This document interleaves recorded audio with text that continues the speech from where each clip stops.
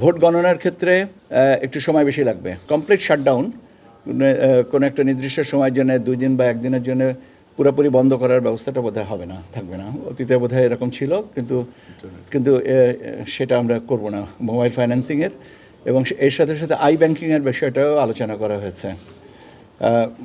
এটা কিন্তু এখনও পর্যন্ত এটা কাঠামোটা ঠিক করা হয়নি। তবে নীতিগতভাবে সবাই সিদ্ধান্ত নেওয়া হয়েছে যে কোনো একটা পার্টিকুলার ধরেন 24 ঘন্টা বা 48 ঘন্টার জন্য কোনো ট্রানজ্যাকশানে হবে না, এরকম কোনো রেগুলেটরি ইম্পোজিশন করা হবে না, হয়তো লিমিট করা হবে, ক্যাপ করা হবে।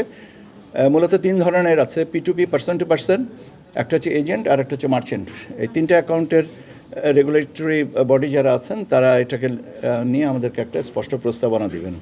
আরেকটু পরে আমি বলতে পারবো ভালো করে, যেটা হলে হবে। তবে ওই কথাটা বললাম যে অতীতে বোধহয় ছিল এরকম যে সম্পূর্ণ 1 দিন বা 2 দিনের জন্য বন্ধ করে দেওয়া, ওইটা বোধহয় হবে না। তবে রেগুলেটরি কিছু মেজার্স নেওয়া হবে, হয়তো ক্যাপিং করা হবে। এবার একটা জিনিস একটু স্পষ্ট করে বলার দরকার, সেটা হচ্ছে যে ভোট গণনার ক্ষেত্রে একটু সময় বেশি লাগবে। টানা তৃতীয়বার অর্জন করেছে দেশের সেরা সুপার ব্র্যান্ড স্বীকৃতি বসুন্ধরা টিস্যু।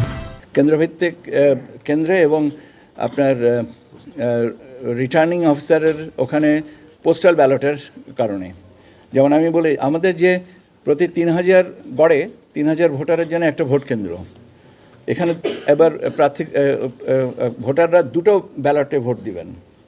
কাজেই স্বাভাবিক সময়ের থেকে একটু বেশি সময় লাগার কথা।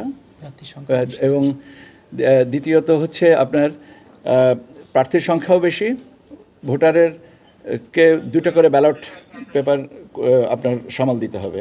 কাজে গণনাতে স্বাভাবিকের সময়ের থেকে একটু বেশি সময় লাগতে পারে, এটা যে কেন্দ্রে। আর আপনার রিটার্নিং অফিসারের কাছে যেখানে আপনার পোস্টাল ব্যালট আসবে, সেখানে আরও বেশি সময় লাগবে।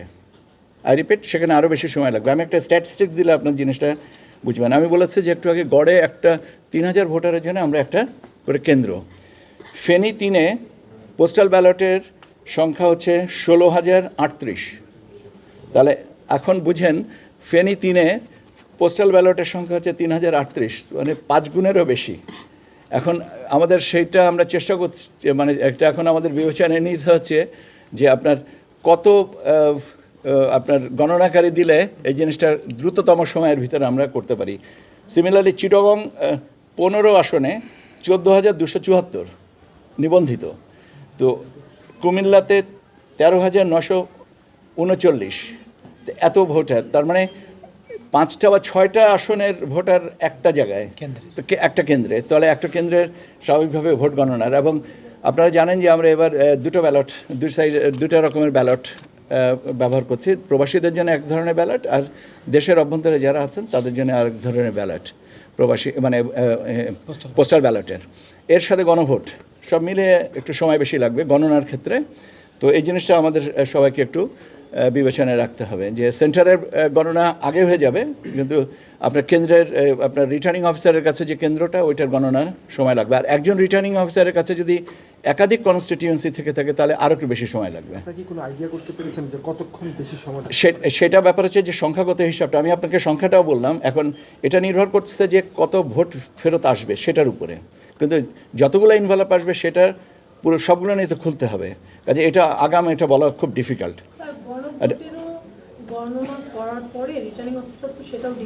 সবটাই একসাথে, মানে কনকারেন্টলি গুনবেন, একসাথে গুনবেন এবং একই সাথে রেজাল্টটা দিবেন। কাজেই সেই কারণেই সময়টা একটু বেশি লাগবে। মানে জাতীয় নির্বাচনের ডিক্লারেশনের সাথে সাথে গণভোটটাও তো আলাদাভাবে রিটার্নিং অফিসার ডিক্লেয়ার করবেন, একই সাথে করবেন। আচ্ছা, যেমন আপনার এখন প্রশ্ন থাকতে পারতো যে আমি তো সর্বোচ্চটা বললাম, সবচেয়ে কম কোন কনস্টিটিউয়েন্সিতে ব্যালট, পোস্টাল ব্যালট, সেটা হচ্ছে বাগেরহাট 3-এ 1544। তার মানে মাত্রাটা দেখেন, আপনার ফেনী 3-এ হচ্ছে 16,038, আর বাগেরহাট 3-এ হচ্ছে 1544। তার মানে 1544-এর গণনা অনেক আগেই হয়ে যাবে, আর ওইটাকে সময় লাগবে। এই জিনিসটা কিন্তু আমাদেরকে একটু মনে রাখার দরকার। বিএনসিসির কথা বলেছে যে বিএনসিসি প্রায় 16,000 এর অধিক ওনারা আপনার ভলেন্টিয়ার হিসেবে কাজ করবেন। তবে ওনাদের ডেপ্লয়মেন্ট প্ল্যান, কে কোথায় কীভাবে এটা করবেন এবং তাদের কমান্ড স্ট্রাকচারটা কার অধীনে কীভাবে কাজ করবেন, এই জিনিসটা আমরা আগামী রোববারে আলোচনা করব। তবে নীতিগতভাবে সিদ্ধান্ত হয়েছে যে বিএনসিসি আমাদেরকে সহযোগিতা দিবেন।